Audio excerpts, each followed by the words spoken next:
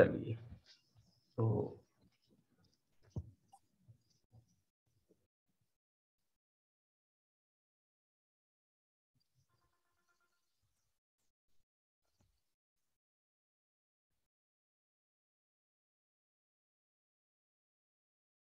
हाँ, मॉर्निंग और evening batch का अलग अलग हो गया है। हाँ, जो मॉर्निंग वालों का है उनका मॉर्निंग के हिसाब से जो चल रहा था वो पढ़ाऊंगा, और जो इवनिंग में चल रहा था वो इवनिंग वाले बैच के हिसाब से पढ़ाऊंगा। तो टाइमिंग्स आपको पता ही है मॉर्निंग का क्या है और इवनिंग का क्या है। ठीक है, तो जो इवनिंग के बच्चे हैं और मॉर्निंग में ज्वाइन कर गए हैं वो चाहें तो वो लीव कर सकते हैं शाम के, जब उनको, क्योंकि अभी मैं 11th मॉर्निंग का जो टॉपिक चल रहा था वो पढ़ाऊंगा। तो चलिए हम लोग देखो, सबसे पहले हम लोग लेते हैं H3PO3। तो अब H3PO3 जैसे कई सारे बच्चों ने बनाया होगा और शायद क्लास में भी मुझे बताया था, क्लास में भी मुझे बताया था कि देखो ऐसे भी बना सकते हो थियोरेटिकली आप, ये भी टेक्निकली करेक्ट है, थियोरेटिकली करेक्ट है, लेकिन इस पॉइंट ऑफ व्यू से ये ट्राई बेसिक एसिड होगा। ये क्या होगा? ट्राई बेसिक एसिड होगा। और एक्सपेरिमेंटली ये चीज पता है कि ये ट्राई बेसिक एसिड नहीं होता है, ये क्या होता है? ये डाई बेसिक एसिड होता है। यानी H3PO3 की स्ट्रक्चर ये ना होकर के ये होती है H3PO3। तो ये डाई बेसिक एसिड हुआ। यहाँ पर ये चीज ध्यान दें कि ये देखो H और O की जो इलेक्ट्रोनेगेटिविटी में डिफरेंस है, difference in electronegativity of P and H is not that much. So this hydrogen won't be polar and can't be lost, while hydrogen in the form of OH will be polar due to difference in electronegativity between O and H and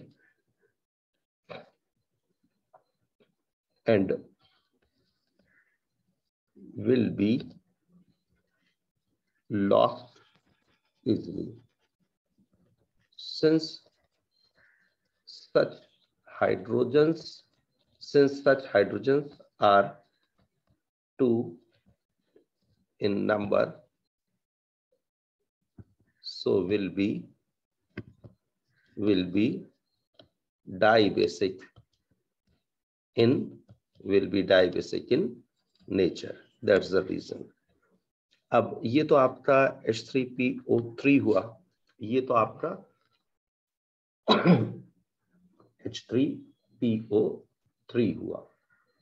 इसी तरह से हम और दूसरे जो compounds होते हैं, उन दूसरे कंपाउंड्स का भी हम इसी तरह से बना सकते हैं। ये जो H3PO3 है, ये H3PO3 का नाम क्या है? इसका नाम है फॉस्फोरस एसिड। इसका नाम क्या है? फॉस्फोरस एसिड, या एक और नाम से इसको बुलाया जा सकता है फॉस्फोनिक एसिड। फॉस्फोनिक एसिड नाम हम याद रखें। तो ये फॉस्फोनिक एसिड है या फॉस्फोरस एसिड है।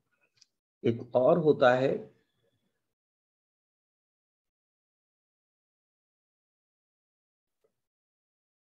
H3, एक और होता है H3PO4। ये क्या कहलाता है? ये फॉस्फोरिक एसिड, ये फॉस्फोरिक एसिड, ये phosphoric acid, ये phosphoric acid, या फिर इसका नाम दूसरा होता है ऑर्थो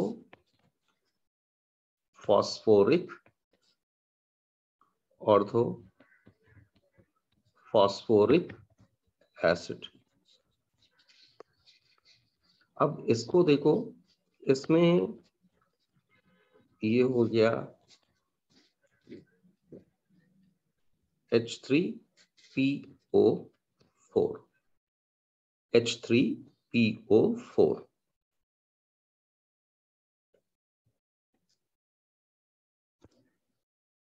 ये जो है, अगर आप ऑक्सीडेशन नंबर के पॉइंट ऑफ व्यू से बातें करेंगे तो ये 1 माइनस, ये 1 माइनस, ठीक है, ये 1 माइनस, ये 1 माइनस, ये 1 एंड ये जो है ये -2 होगा। तो -1 -1 -2 और ये +1, तो ये क्या हो जाएगा, +3 होगा। ये फास्फोरस की ऑक्सीडेशन स्टेट कितनी रहेगी, +3। फास्फोरस की ऑक्सीडेशन स्टेट H3PO3 में कितनी रहेगी, +3 रहेगी। एवरेज भी और एग्जैक्ट भी, दोनों पॉइंट ऑफ व्यू से।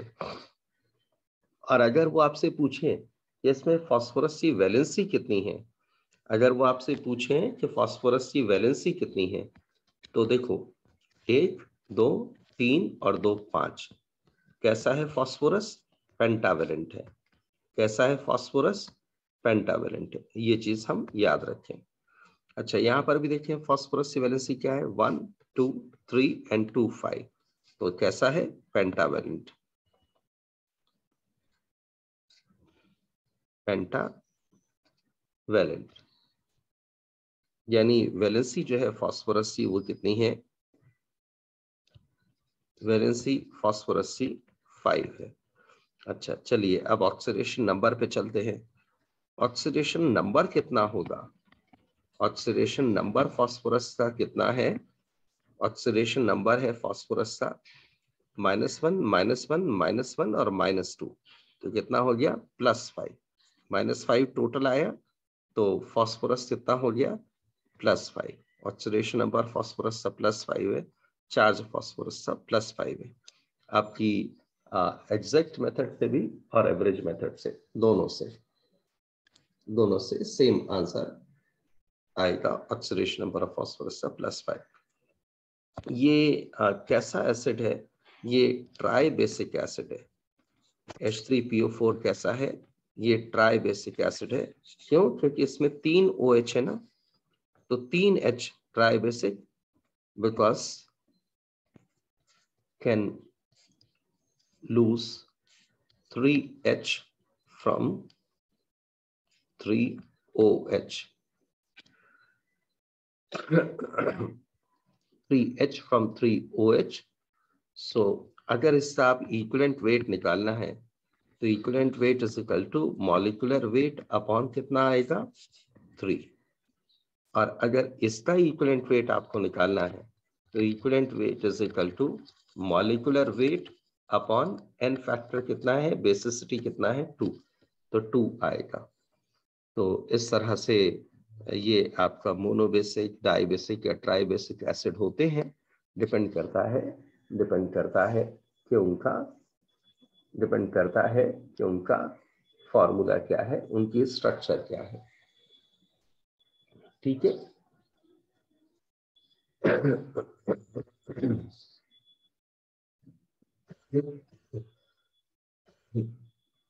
चलिए एक और तीसरे पे चलते हैं। ये आपका फर्स्ट हुआ, ये आपका सेकंड हुआ, देन थर्ड एक और होता है, उस पे चलते हैं हम लोग।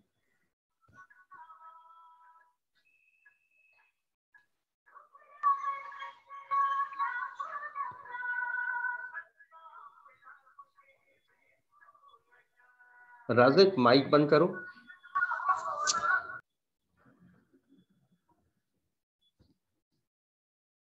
चलिए तो आगे अपन चलते हैं और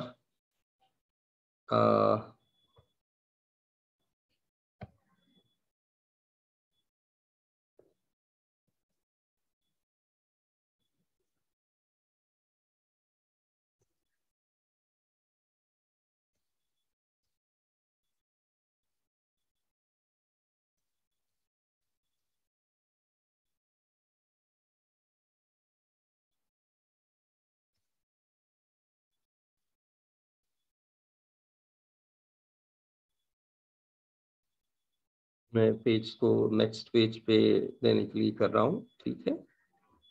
तो ये आपका हुआ।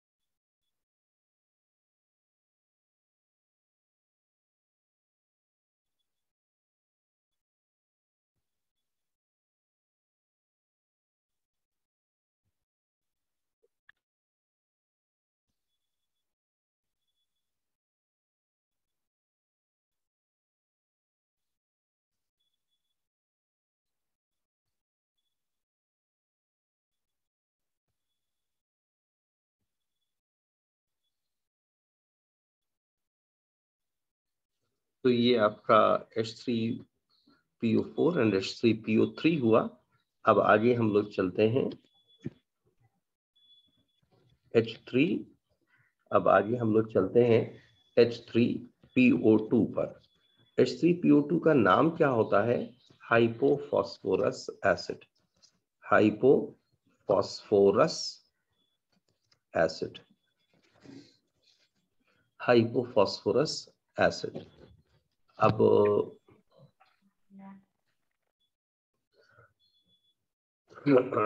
इसका हम स्ट्रक्चर बनाएं तो स्ट्रक्चर थ्योरेटिकली आप ऐसा भी बना सकते हो और ऐसा भी बनाया जा सकता है।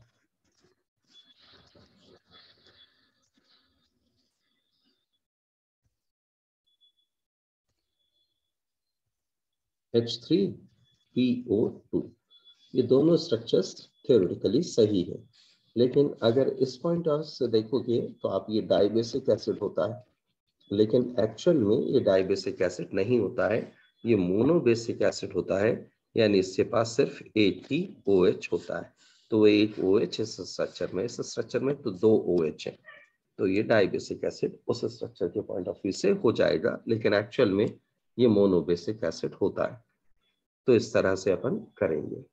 चलिए अब देखें, ये -1, ये -2, ये -1, ये -2, तो कितना हो गया? -3।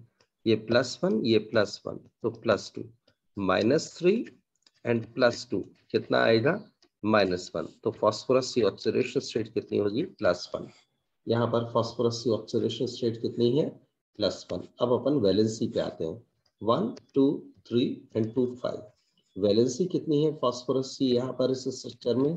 5, लेकिन ऑक्सीडेशन नंबर कितना है फास्फोरस का? +1 है। ये तो आपका एग्जैक्ट स्ट्रक्चर से हुआ। अब एवरेज से देखें अपन, मैथमेटिकल पॉइंट ऑफ व्यू से देखें तो H3PO2, देखिए ये कितना हुआ? 3 + X, और ये कितना हुआ? -4 = 0। तो X = कितना हुआ? +1 हुआ। X = कितना हुआ? +1 हुआ। तो इस तरह से आप निकाल सकते हैं। और इसका इक्विवेलेंट वेट अगर हमें करना है तो equivalent weight is equal to molecular weight upon 1। Equivalent weight is equal to molecular weight upon 1, क्योंकि ये मोनोबेसिक एसिड है ना, यानी जो इक्विवेलेंट वेट होगा वही उसका मॉलिक्यूलर वेट भी होगा, दोनों एक बराबर होंगे। तो इस तरह से ये मोनोबेसिक, डाइबेसिक, ट्राइबेसिक एसिड्स होते हैं। ठीक है जोहेब? Yes sir. किसी और बच्चे को, महक, कोई डाउट है इसमें? सॉरी, मैंने बाय मिस्टेक उसे क्लियर कर दिया। महक, कोई डाउट है इस बारे में? No sir. अच्छा, तो H3PO2 जो था वो H3PO2 वो मोनोबेसिक एसिड है, POH H और ये O। ऑक्सीडेशन नंबर या चार्ज जो है वो 1+ है एंड वैलेंसी जो है वो 5 है। Molecular weight is equal to क्या होगा? Molecular weight is equal to n into equivalent weight होगा। n कितना है? 1 है, तो जो इक्विवेलेंट वेट होगा वही उसका मॉलिक्यूलर वेट होगा। और इसका नाम क्या बताया था मैंने? Hypophosphorous acid. और ये क्या है? मोनोबेसिक एसिड है। तो ये आपका हुआ। अब आगे चलें अपन।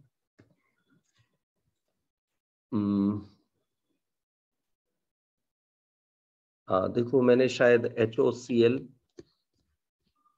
HClO2, HClO3 ये तो बता दिए थे। HClO4 है ना, ये Cl हो गया। इस Cl से एक O और एक H जुड़ेगा और बाकी ये 3 लोन पेयर्स ऑफ इलेक्ट्रॉन ये रहेंगे। तो ये मोनोबेसिक एसिड हुआ और इसमें ऑक्सीडेशन नंबर निकालना वो सारी चीजें निकालना भी ध्यान रखें।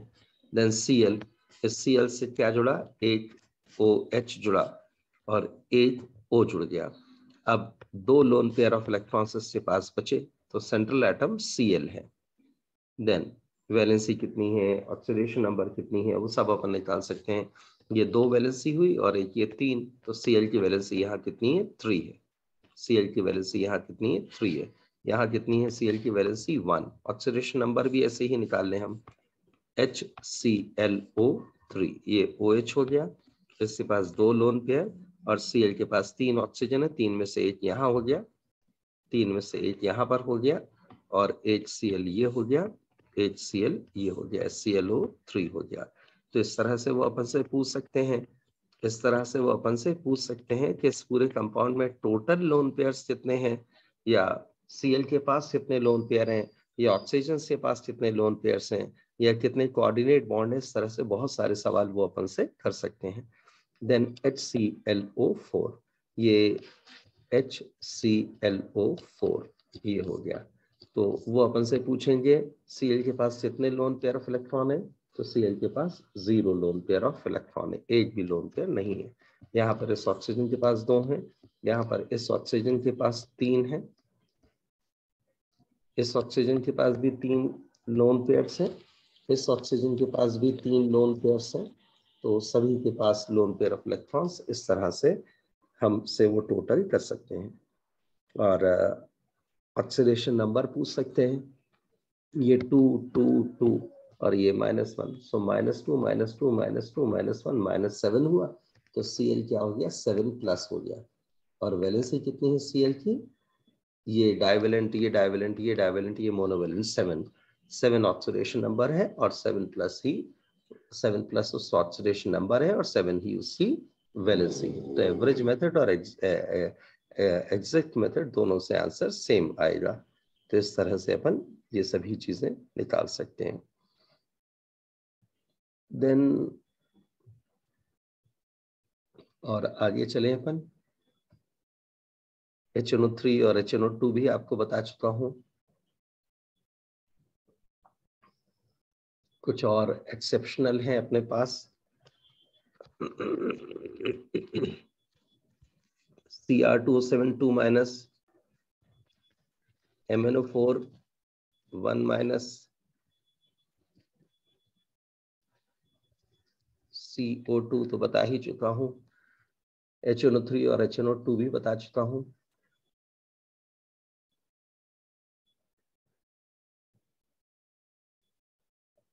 देन CrO5, ये कुछ एक्सेप्शनल स्ट्रक्चर्स हैं जो नॉर्मल स्ट्रक्चर नहीं है। ये स्ट्रक्चर्स अपन को पता होने चाहिए। चलो तो देखो इनको बना पाओगे? जल्दी से इनको बनाओ।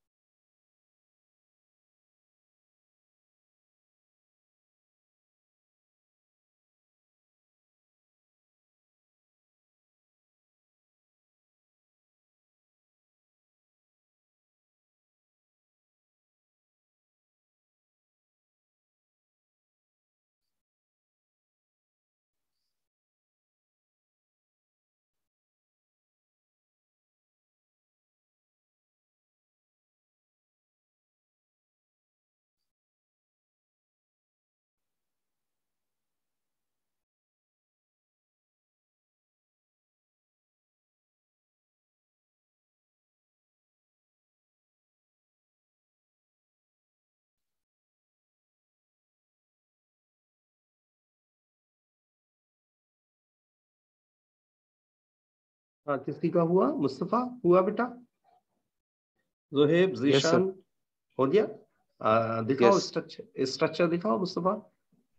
Yes sir.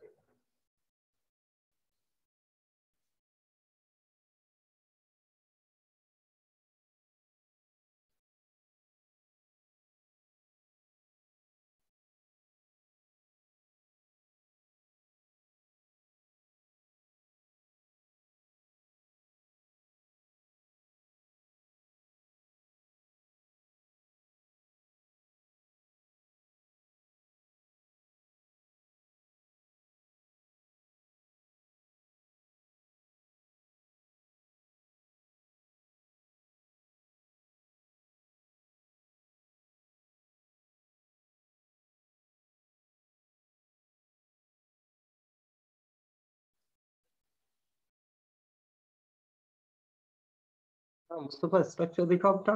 जोहेब स्ट्रक्चर दिखाओ। महक स्ट्रक्चर दिखाओ।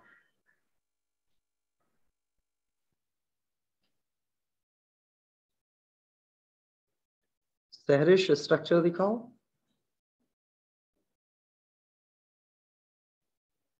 How do we show sir? Camera on करके नोटबुक में दिखाओ, फोकस करके।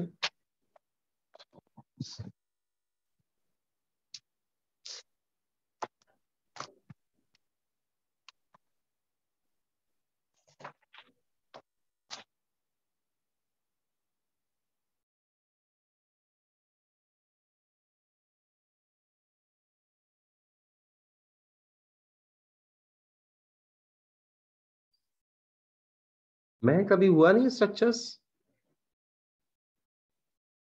2 मिनट सर। अच्छा, कॉपी नोटबुक जो है आप लोगों का, नोटबुक में कैमरा फोकस करके वो दिखा दो।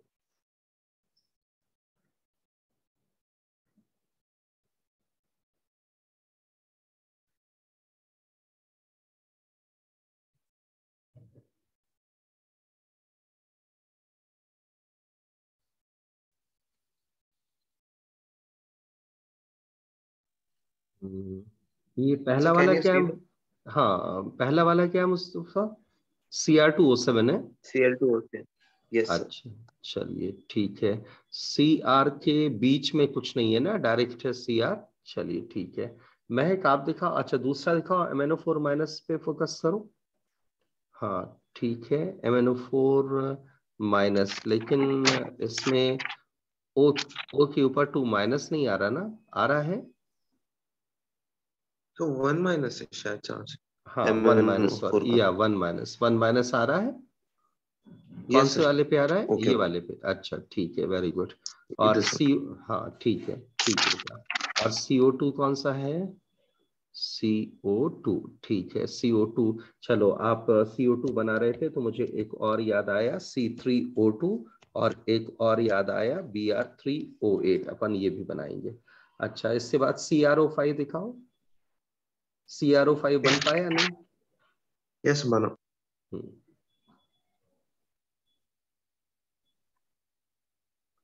CrO5, yes, very good.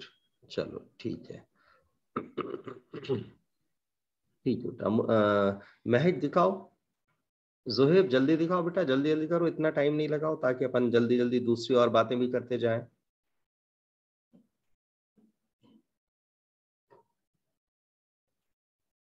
Sir chromium की वैलेंसी कितनी होती है?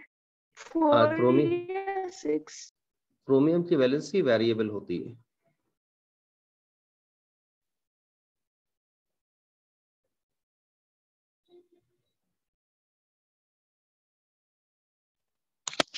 सर ये CR2O7 का।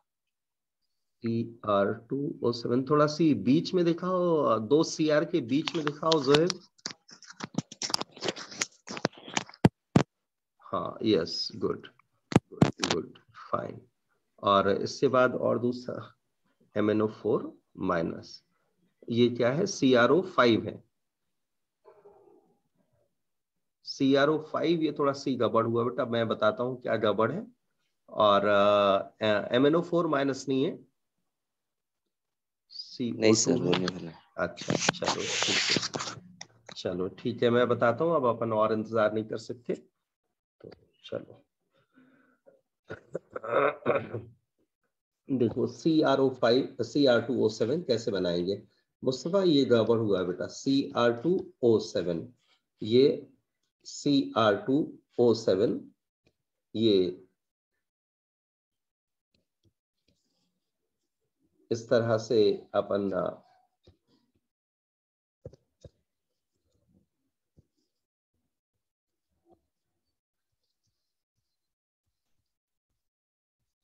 ये देखो Cr2O7 2 माइनस हो गया, Cr2O7 2 माइनस,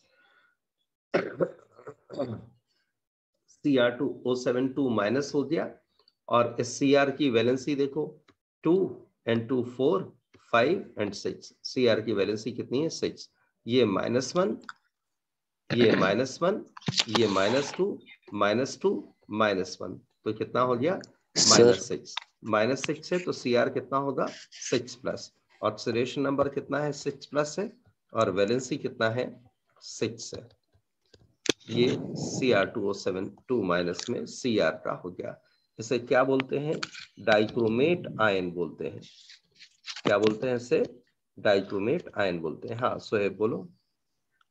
सर ये आपने O के ऊपर चार्ज जो नेगेटिव लिए, हाँ तो सर वो क्रोमियम पे चार्ज नहीं ले सकते डबल बॉन्ड करके? क्रोमियम के ऊपर क्या माइनस चार्ज मेटल के ऊपर पॉसिबल है क्या, पहली चीज, और नहीं। दूसरी चीज आपको ऑक्सीजन की वैलेंसी भी सेटिस्फाई करना है ना। देखो ये डाइवेलेंट, ये डाइवेलेंट, ये डाइवेलेंट, ये डाइवेलेंट, और ये वाला ऑक्सीजन तो मोनोवेलेंट ही हो रहा है, ये वाला ऑक्सीजन भी मोनोवेलेंट हो रहा है, इसलिए आपने माइनस चार्जेस लगा दिया ताकि मोनोवेलेंट से वो डाइवेलेंट हो जाए। ये चीज मैं पहले भी बता चुका हूँ थ्योरी क्लासेस में। ठीक है। ठीक है, अच्छा यस। अब MnO4 माइनस पे आते हैं अपन, MnO4 माइनस, ये हो गया आपका MnO4 माइनस, ये आपका हो गया MnO4 माइनस, इसमें O, ये डाइवेलेंट, ये डाइवेलेंट, ये डाइवेलेंट, और ये मोनोवेलेंट, तो Mn की वैलेंसी कितनी हो गई 7, Mn का ऑक्सीडेशन नंबर कितना हो गया -2 -2 -2 -1, तो कितना हो गया -7, तो -7 तो कितना हुआ, -7 का अपोजिट क्या होगा +7, तो ये कौन सा हुआ, ये परमैग्नेट आयन है, ये क्या है परमैग्नेट आयन है, और इसमें ऑक्सीडेशन नंबर कितना है 7 प्लस, और वैलेंसी कितनी है 7, वैलेंसी कितनी है 7, तो इस तरह से आपका MnO4 माइनस हुआ। अब CO2 देखें, CO2 तो बहुत आसान है, CO2 ये हो गया, ये CO2 कार्बन डाई ऑक्साइड, तो अब इसमें तो क्या बातें करो, इसमें तो कुछ बात करने का है ही नहीं। CrO5 में जोहेब जो मैं देख पाया, तो CrO5 में आपने ऐसे लिखा था, मुस्तफा ने शायद सही किया था, ये CrO5 जोहेब ऐसे लिखा है ना जोहेब। Yes sir. तो अगर इस पॉइंट ऑफ व्यू से देखें तो देखो ऑक्सीजन की वैलेंसी तो एक ही हो रही है, यहां पर भी ऑक्सीजन की वैलेंसी एक, यहां पर भी 1, यहां पर भी 1, और ऑक्सीजन की वैलेंसी तो 2 होती है, बटरफ्लाई स्ट्रक्चर होगा तो ना। फिर इस तरह से अपन इसको करेंगे, ये CrO5 हुआ, ये परऑक्साइड हुआ, ये परऑक्साइड हुआ, ये परऑक्साइड हुआ, ये परऑक्साइड हुआ, तो ये 4 परऑक्साइड हुए यानी -4, और ये ऑक्साइड हुआ यानी -2, तो Cr के अलावा जो ऑक्सीजन से वो कितने हो रहे हैं -6, तो Cr कितना होगा 6 प्लस, Cr कितना होगा 6 प्लस।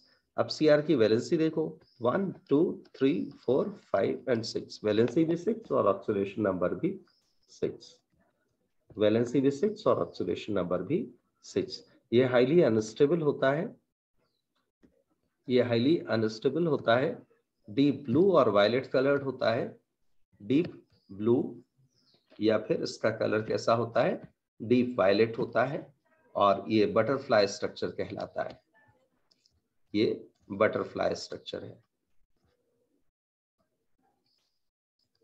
तो इस तरह से ये आपका CrO5 आया। मुस्तफ़ा का शायद सही था, लेकिन ज़ुहैब ने ये वाला बॉन्ड नहीं लगाया था, ये पेरोक्साइड लिंकेज शो नहीं किया था, तो इसलिए वो गड़बड़ हो सकता है। देन अब अपन आगे चलते हैं C3O2 पे। C3O2, C3O2 क्या होता है? C3O2 जो है वो कार्बन सब ऑक्साइड कहलाता है, कार्बन सब ऑक्साइड कहलाता है। और इसमें स्ट्रक्चर जो होती है वो इस तरह से होती है। अब ये देखो कि ये वाला जो ऑक्सीजन है ये -2 है, तो ये कार्बन क्या होगा? +2। इसकी वजह से तो 0 होगा, तो इसकी वजह से 0, और ये -2 है, तो ये कार्बन क्या होगा? +2। अब ये कार्बन का ऑक्सीडेशन नंबर कितना है? पहले ही लिख दिया, इधर भी कार्बन है, इधर भी कार्बन है, तो दोनों तरफ कार्बन है, तो उसका ऑक्सीडेशन नंबर कितना होगा? 0। अब इस कार्बन पे आओ, यहाँ पे ये 0 और ये -2, तो ये कार्बन क्या हो गया? +2।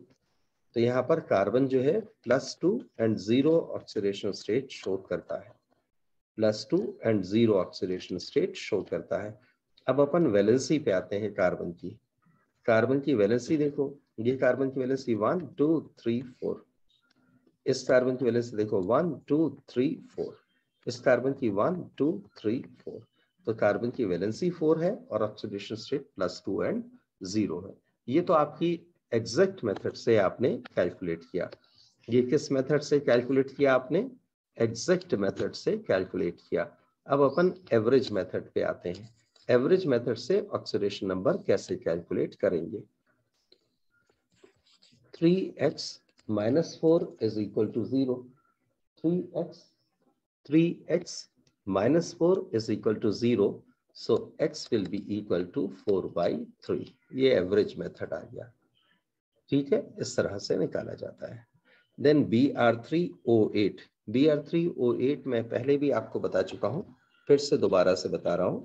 Br3O8, ये Br3 हो गया, ये O8 इस तरह से हो गया। ये कोऑर्डिनेट बॉन्ड बना लो आप, ये सारे जो मैंने डबल बॉन्ड बनाए हैं कोऑर्डिनेट बॉन्ड बना लो, एक ही बात है। इस Br का -2 -2 -2 कितना हो गया? -6, और ये तो 0 हो गया, तो ये -6 है, तो Br कितना होगा? फिर Br कितना होगा? 6+। इस Br पे आओ,